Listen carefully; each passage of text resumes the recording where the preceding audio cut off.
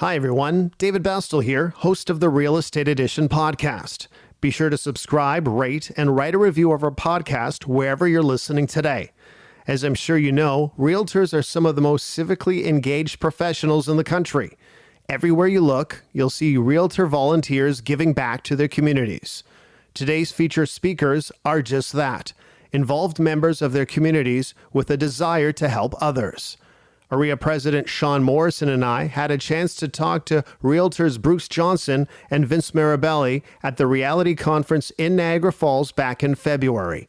We chatted about their fundraising efforts throughout the years, success stories, commitment to their communities, and the amount of money they have raised, which is jaw-dropping. Here's our interview with Bruce Johnson and Vince Marabelli. You're listening to this month's episode of The Real Estate Edition with host Dave Bastel and REA President Sean Morrison.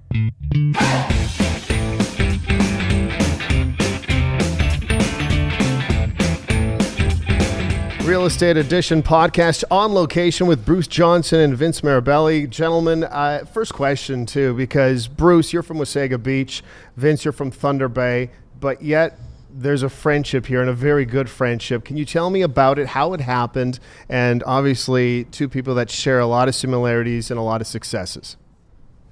I'll let you go ahead, Bruce. All right. Well, the beginning of the story with Vince and myself, we've been Facebook friends for a long time, probably 2012. Hadn't met in person until my daughter and I were returning from a long motorcycle trip, came to Vegas. Vince sat down beside us at the General Assembly. And we had just sold a flag that we were raising money for CMN, Children's Miracle Network Hospitals. We just sold the flag for $30,000 on stage, and Vince sat down beside us, and I had the flag in my lap. And he looked at me and he said, we introduced ourselves, and said, "Is that the flag?" I said, "Yeah." And I took the flag and I put it in his lap. And it was actually a really emotional moment. And Vince took his phone out and he started, I thought, I guess it didn't really reach him.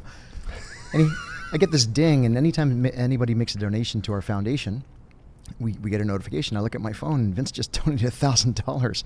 I think the power of the flag, but it was just the spiritual meeting of Vince and myself, and we've become so close. And he's the single most generous human I've ever met. Vince, do you remember that moment? I remember that moment because a mutual friend of ours, Valerie Garcia, was like, Bruce, you got to meet Vince. Vince, you got to meet Bruce, and we hadn't met yet. So it was the morning of the CMN breakfast, Children's Miracle Network at R4, and so I walk in, and Bruce was speaking, and he was the speaker, and I remember walking in perfectly happy and walking out crying because of the story that Bruce had talked about. And then when we bumped into each other at the general session, it was this moment that overcame me. And that, when he spoke at that breakfast, that's what triggered that donation. I was like, I got to do something for him. So, and then our friendship started there. Yeah, let me state for the record, Vince has been the single biggest donor to our foundation as well over the years. He's He's just a remarkable supporter of anything to do with any charity. He really is the kindest man I know. Outstanding. Really.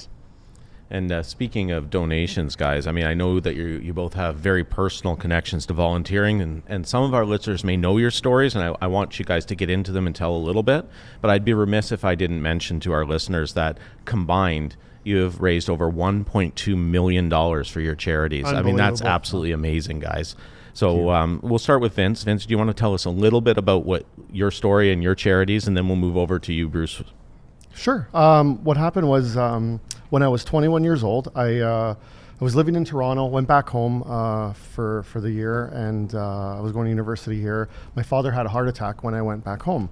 And so I was 21 years old at the time. I was home when the heart attack happened, and I brought him to the hospital, and we were able to save him. The hospital was able to save him. And I just remember at the time thinking to myself, I wanted to give back, and I wanted to do something for the hospital for saving his life. But I was 21, and I didn't have 2 cents to rub together. So, skip to 5 years later, when I was 26, started maturing a little bit more, and I thought, I'm gonna start a gala. There was no gala for the hospital at the time, our local one, and so I went to the foundation and I said, I want to start this gala. I want to raise money for cardiac, and I want to raise like $25,000.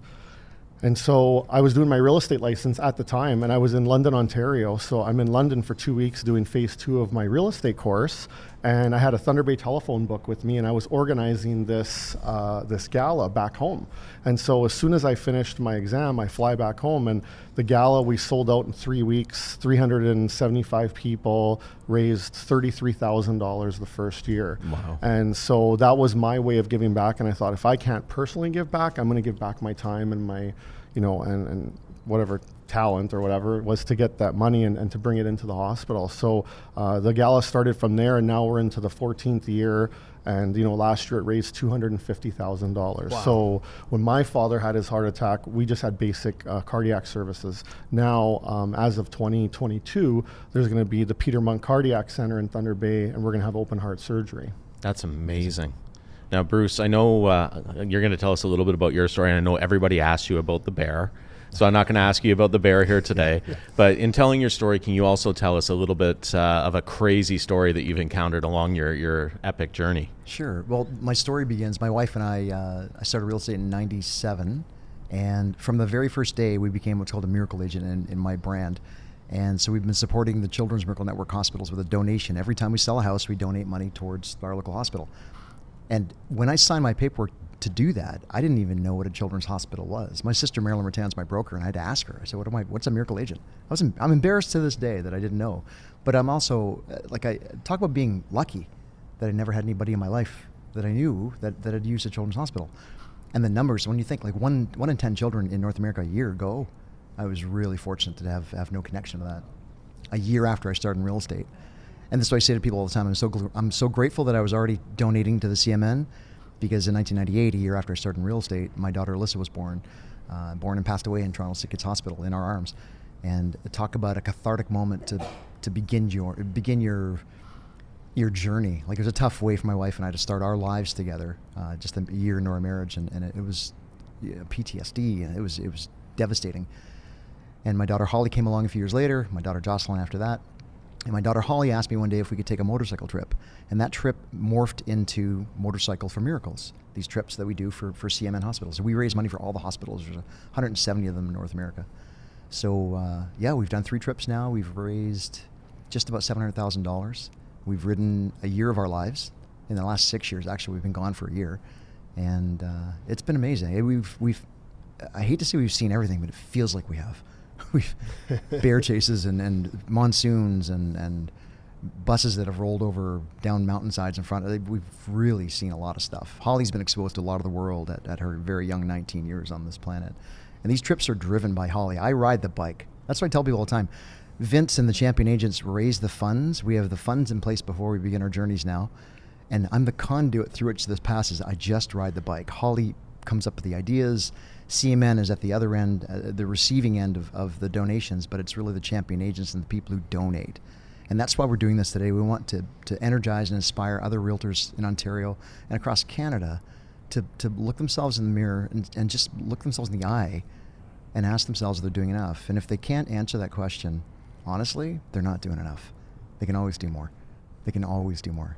Yeah, certainly can. Vince, can you tell us a story that touched you from your time volunteering? Because you obviously, this is something that you almost do at a daily basis. Is there as a personal story that you remember or never will forget type of story? For me, it was, at the time when I'd started my real estate career, and I'd started the gala for the hospital, and I was flying back and forth to RE/MAX conferences, and I was on a flight, and I remember it was the same time my father got diagnosed with prostate cancer, and I'm on this flight and I bump into Connor, who is my child that I had at Camp Quality, and I knew his mother and father. His mother and I were on the board at the hospital together, and here's a 6-year-old kid, and he was fighting for his life. He had a specific form of a prostate cancer at 6 years old. Wow. So we were sitting together and laughing together, and I had an extra couple of movie passes. I gave it to him, and I remember going back saying to myself, my father had just been diagnosed with the prostate cancer. Here's me meeting this kid at 6 years old with prostate cancer. So when I got back, I signed up for Camp Quality. And I thought that was for me wanting to give back to that specific charity. And then it started a road that, 12 years that I've been there with him. And it all started from just, it's all fate. I believe in fate. And, meeting Bruce, meeting Connor, everything that's been happening in my life is all stemmed from, situations like that. So being on that flight with that child, and now, we have this rapport that, we've had for 12 years, and, he's 18 years old and cancer free, but it all stemmed from meeting this boy on this flight home. So. Oh, that's amazing. Now, obviously, our listeners are out there hearing you guys and are inspired by your stories. The question I have for you guys is, who inspires you? When you're out there on the road and you're hearing other people's stories, can you guys share a story of what inspired you? I'll take this one, the kids. It's the kids in the hospital. Just 170 hospitals I'm familiar with. There's hospitals all around the world with children struggling and children fighting for their lives every day. And I often say, how could Holly and I, there's never been a moment in 3 trips that we've ever looked at each other and said, that's it. Like, there's never been anything we couldn't overcome, because we always go back to the place of the children, and we think of the kids in the hospitals, and we could never give up because they don't get to give up. They have to keep fighting. They're fighting for their lives. So the kids inspire us every single minute of these rides. And they inspire me every day. And we know so many now. We've been involved for so long now. We know so many families who've suffered great losses and who are going through things right now. Met somebody here today, actually, who's really just about to begin their journey with their own daughter with cancer. And if you can't be inspired by the fight in these children, then I don't think anything can touch your heart. Oh, that's amazing. And what about you, Vince? Who inspires you? Mine's the same. When you meet these families and you meet these kids, and I just turned 40 years old, and some of these children have been part of my life since I was 27, since I started my real estate career. And they're just, just seeing the life that they lead now. And we've lost a few over the years too. So the ones that we've lost, they've been an inspiration for me as well, to continue the fight for them, for their lives. And the ones that are still around, and if I look at, Connor's story from 6 years old to 18 years old, and now he is in nursing, won the Terry Fox Humanitarian Award, wants to become a doctor, wants to work at sick kids and give back. When you look at that, those are the people that inspire, and the families. Like I've become really close with these families of these kids, and they all said to me the same thing. It's one thing when your families and friends help you, and it's another when a complete stranger walks into your life and helps you. We will be back after this short break. Join the AREA Realtor research community to have your say when it comes to the services AREA provides, the recommendations we make to the government, and the strategic priorities of the association. You'll receive exclusive content and be entered into monthly draws every time you complete a survey. Visit joinarearesearch.com to sign up and join an exclusive community of realtors making a difference. joinarearesearch.com.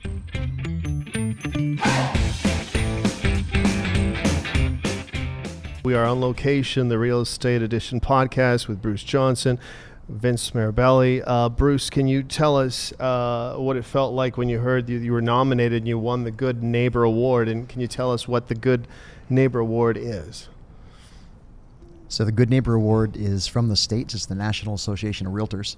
And I had a sneaking suspicion the minute I found out I was nominated who the nomination came from. He's sitting right beside me. And that's just another example of the giving nature of Vince. But to win, we were the first Canadians to ever win the award in the States. And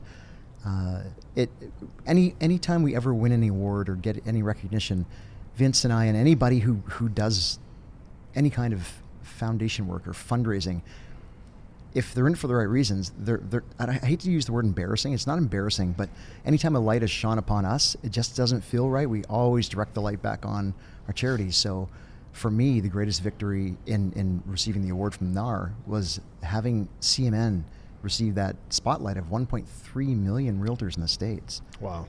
And across Canada too. Like, they've never had the spotlight like that from all the realtors, and front page of the Wall Street Journal, things like that. I was so excited to bring that spotlight to CMN, to shine it on an organization that does so much in the trenches. Children's hospitals are always underfunded. Sick Kids right now is undergoing the largest fundraising campaign in Canadian history. $1.3 billion we're trying to raise. We're nearly there. That's the generosity, and it's dollar for dollar. It's people on the street donating. Yeah. So anytime, that's kind of why we're here too. We're here to inspire other realtors to just get out and do something. It just takes one foot here and the next foot in front of it. Just start out small Don't scare yourself, because if you set too high a goal, it's very challenging, right? We talked about it. The four of us talked about this before the podcast, and you bring up a good point, and I think now's the time to kind of discuss that. And I think the four of us could discuss it right here. When they look at your resumes of charity, it is skyrocketing, and some people will be very intimidated by that, going, how could we possibly raise that much money? But when you discuss that in our last answer, the small steps, because it's when you start that marathon of whatever you are fundraising for, volunteering for, charity work, you don't shoot right to the end of the marathon. It's that first step. Right. And how easy is it to make that first step? Because a lot of people don't understand it has to be taken if you're ever going to get anywhere. And that's kind of what, this was all about. Everybody has a seed moment. Everybody who gives has a seed moment. Vince's moment, the children that he works with, and his dad's cancer and lung problems and heart problems, things like that. Our seed moment, the loss of our daughter. Everybody has that seed moment. And when you set out to do something, I know Vince's $25,000 first fundraising goal was terrifying, because ours was. Yes. Ironically, we had the same fund. That was our goal, 25 grand. I was at a conference 6.5 years ago, and I was going around the table to my closest friends saying, do you think we're crazy? Can we do 25 grand? And one of my closest friends said, yeah, you won't do 25. She said, you'll do 50. The confidence. She said, you'll do 50. Wow. And on that trip, we raised 107. It was so far beyond our dreams. We traveled for 5 months to Costa Rica and back with that flag, had people sign it. And we raised $25,000. Took 4.5 months of riding to raise $25,000. We got to Vegas, sold the flag for 30, and I was like, "Oh, we're doing this wrong." You got to have totems to sell. You got to have things. You got to Sure. and building it up and having champions with you, and that's a big part of this too. Big part of this. Small steps for you as well. When people talk to me, they're always like, you guys do so much and Sure. it's so big. And I always say, you start small. Like when I started the first gala, I had, my fundraising goal was $25,000. And to start this event that I thought would be a one-off. And after 14 years, you start at 25, 30, and then to go into the 14th year and raise $250,000. But there was a little small goal. It was, and I was 26 at the time. This was pre-real estate. I wasn't doing this to promote my real estate business. This was pre-real estate. So I'm organizing this gala while doing my real estate license. And to me, it was a small goal. And now I look back and it's like, 25,000 is easy to get. But back then it was hard, and it was daunting because my title sponsor, up until the last moment, I was relying on this one title sponsor and waiting to hear back. And he came through on the final day. Oh, boy. I tracked him down on a cruise ship in Alaska. And I'm like, I need this money to get this event to go forward. So, but and I look now, and people always say to me, I wish I could do something, but I think that's the biggest word we hear. But I'm like, there is no buts, because whether you raise $100 or $100,000, you start somewhere. And I think the most daunting step, from what I'm hearing from both of you, is the first one. Just the first one. Yep. Starting the momentum and then building it from there. Now, speaking of momentum, I know you guys were here today when we were talking about the Real Heart campaign from Maria, and I know you guys are both big supporters of that. What does it mean to you to see more efforts going towards promoting the good works of Ontario realtors such as yourselves on a provincial scale, and kind of shining the light on what realtors do in their communities? When that got announced from the stage, it was hard for Vince and I to stay in our seats. We were literally vibrating and so excited about the fact that kind of initiative from AREA on behalf of the charity arm, that's going to do so much good. I hate to use the word weaponize, but it really is going to weaponize a lot of realtors. We're trying to reach the younger realtors especially. And like Vince said about people who don't have kids who support these foundations so strongly, it's a miracle. Same with young people. Vince at 26 to do what he did, that's not normal. We want to make that normal. We want to reach younger agents. I want to reach anybody listening who's under 30, the YPN group. We want to reach them and show them what giving is like, show them how good it feels to give, how selfish it is to give. It's the most selfish act if you think about it, because it feels so good. It does. It really fills your tank. We just want to turn everybody on to that so they all feel that. Once you start, you can't come back. So then on that note, and questions for both of you, you'd like them to start. I think most people would like to start, or at least have that giving in their heart to do. What are some advice, tips to make those first steps? What if somebody is coming up to you and saying, okay, Vincent, Bruce, I'd like to. What is my first steps? I always ask people, what's your seed? What's your story? Do you have a story? Everybody's got a story. Yeah. What touched your heart? If you're young enough and you haven't been touched in your heart like I was with the Children's Miracle Network until something my cause landed on me. Yes. I often say that our charity, we kind of picked it, but in a way it landed on our family. And we really were so compelled to raise money for CMN. But opioid addiction, homelessness, mental health issues, there's a cause for everybody. Yeah. Just do the time, talent, and treasure. Those are the three things people look for when they're starting to do fundraising.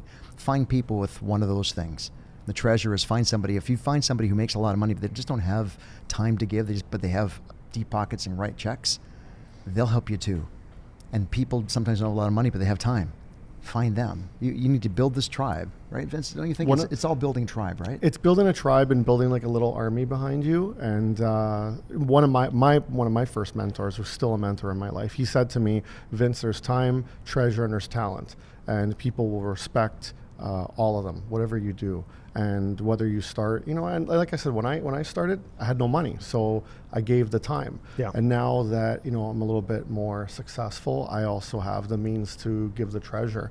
And then of course comes the talent, where a lot of times with charities, I just do basic, background work with them and helping them move forward. So that's the talent part of it. So I always tell people you can either you start with one of those, and to find a passion. If you're going to just go help a charity that doesn't impact you, it won't really work. So Right. when people ask me, where do I get started? I ask them, has someone in your family that's affected you had cancer? Right. Has someone had a heart attack?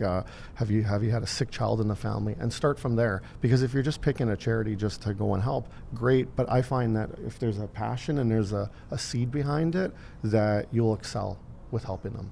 When you make that first step, and this, you may have to rewind a little bit, when you're going to that first company that you think would be donating to your cause, the nerves in that, how do you prepare for that? How do you approach the family grocery store, the insurance company, the donators out there that you want to portray your message to them, and obviously would like them to support you? What went through that process as well? For me, it was scary and it was daunting Sure. to ask people for money. I mean, right now I'm on the middle of a $15 million campaign in Thunder Bay for cardiac, and we're asking people for $25,000, $100,000, $500,000, and I have a committee of under 40-year-olds with me, and they're scared. They're frightened because they're scared to ask for $5,000. Sure. And sometimes I'm asking for $100,000. But to me, I always tell people I've had more no's than I've had yeses. And no's could be anything. We don't have enough money in our budget. We're not passionate about that. We don't have any sick children in our family. So I always say, it's like any business. You have to overcome that fear of rejection. And you're going to get more no's than you are going to get yeses when it comes to fundraising. But you just move forward and you find that group of people. And there's people now that I have in my life with sponsorship where I don't even have to ask anymore. They just see that I'm doing an event and they call me and they're like, what do you need? How much money do you need? Perfect. And it's great to go from getting no's to getting that now. Yeah, don't forget, we're in a business filled with no. Yeah. Part of our mandate as realtors is to get past no. So we're both pretty good at that now, for sure. We fundraise differently too. I have what's called champion agents. We try to get all the fundraising out of the way, because the first trip we would ride, we'd see an office, we'd pull into a real estate office, we'd go in, tap dance, and tell the whole story. And it was so draining. So the second and third trips, we had what's called champion agents, and we reached out to friends in our brand to sponsor the trip. And by the time the third trip came around, our fundraising goal for the third trip was $100,000. And we knew it would be about 6 months of riding. So that we pay for the trips ourselves. Every trip is paid from the Johnson family. So every dime that goes into the foundation goes right to CMN hospitals. It's very important to us. So by the time the third trip came around, with the $100,000 goal, I sent out about 50 or 60 emails the first day, and we had $107,000 raised before nightfall the first day. Incredible. So it took all the pressure off. And then that second or the third trip, now we're about $370,000 raised from that first trip, where we thought $100,000 would be daunting. So it's getting your fundraising army ready, and they advocate for you. We've got a few right here in the crowd today, champion agents. Yeah, it's really important you know who's going to follow you and support you. I hate the word follow, but support your journey. Do you still remember the first one, though? The first time that you approached a company, an individual, and told them your story?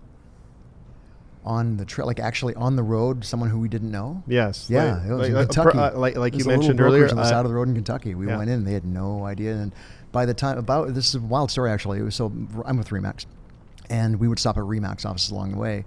And we were on the road for maybe 3.5 weeks, and we got to Victoria, Texas. It was the last town before we went into Mexico. We had no idea what was going to go from Mexico all the way south to Costa Rica.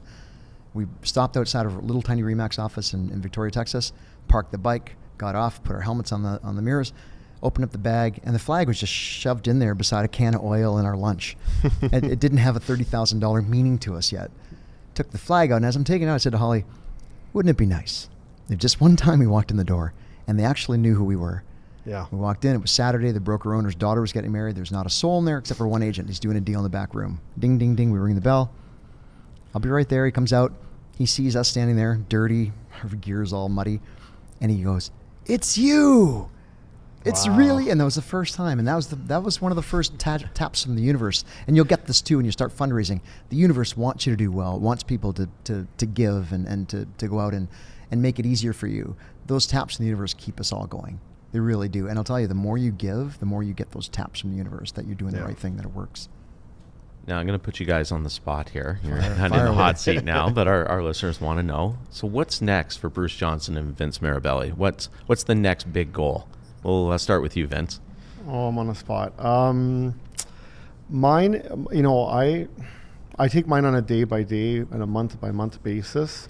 I get asked all the time to help various fundraising efforts. I mean, we're wrapping up this cardiac campaign back in Thunder Bay, and I can't wait to finally see open heart surgery happen there. So that's on my radar. Camp Quality now.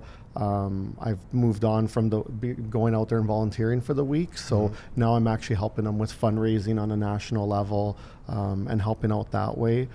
For me, the goal is just to keep pressing forward, and anyone who I can help. I mean, I get asked all the time from friends. If I can, I can. If I can't, I say it. I did spread myself too thin a lot of times, and maybe I still am now. But my end goal is just, whoever I can help out. And I always say to people, a lot of times when people ask me for money or time or whatever, it's who's making the ask. So if it's a friend, Bruce, he calls me and whatever he needs, he gets it. That's true. And even if, he told me he's trying to, raise money for, I don't know, to feed buffalo in some other country, I would help him out because he's because it's Bruce asking, right? Mm-hmm. So for me, my goal is just to, keep doing what I'm doing and inspire other realtors. I mean, I don't do this for myself. This isn't about me. This isn't about my business. I started fundraising before I was in real estate. I really hate when people say to me, "Oh, well, you're busy because of this or because of that." And it does take time away, but I always think that, I believe in karma, and I believe that the world works that way. And what you give to the world, you get back to the world. And so my goal is just to keep inspiring other realtors to give back. And it does not have to be on a grand scale. It could be a food drive. It could be raising $100. It could be anything. That's pretty much the goal. Anyone I meet, when people message me or call me and say I'm motivated by what you do, to me that's the goal. That's to just keep moving on that way. No, and that's a fantastic goal. I know we were talking earlier about the power of that, and if you have 1,000 people in a room and everybody gives $100 to something, you've just raised $100,000. It's incredible. And I know that you've got some interesting stuff coming up too, Bruce. So why don't you tell our listeners what's next for Bruce Johnson? Everybody keeps asking about the next bike trip, and I'll tell you, they gut us. These journeys are really hard. It'd be hard on your body. They're hard on their body. They're hard. I'm away from my wife and my youngest daughter for 6 months at a time. It's really challenging. Monetarily, we're away from our business for 6 months at a time too. I'm far more effective now speaking to groups of realtors and trying to bring them into the fundraising fold and into the giving world. We have a campaign called Double Up for CMN. So agents who are giving a portion of their commission check every time they sell a home, if they would just double up their contribution, because honestly, when I set mine in 1997, when I began, I didn't touch it for 15 years. I just set it and forgot about it. And if you look at that amount, in fact, my friend Mo is sitting right over here, and he just doubled up again. How many times have you doubled up? Too many times. 3 times. Good for you. It's amazing. It really is. And when I get these texts from Mo and other champion agents, other friends of mine who say I just doubled up, over a 20-year career, that's in the millions of dollars raised. It's a long game. All of us, all fundraising is a long game, and you have to build very slowly so you have a nice, strong foundation underneath you. So again, any realtors out there who are thinking of anything, reach out to Vince, myself, or anybody that you know who does any kind of fundraising at all. We're here to help you. We're here to inspire you if we can in any way. But please just do something. Get out of your own way and do something. You'll feel so good. Just so good. Bruce Johnson, Vince Marabelli, this has been a pleasure meeting both of you, and we hope to talk to you again. Thanks for joining us today. It's our honor. Thank you.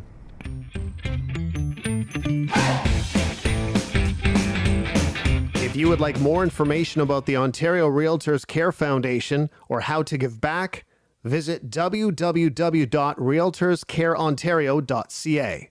Thank you for listening and have a great day.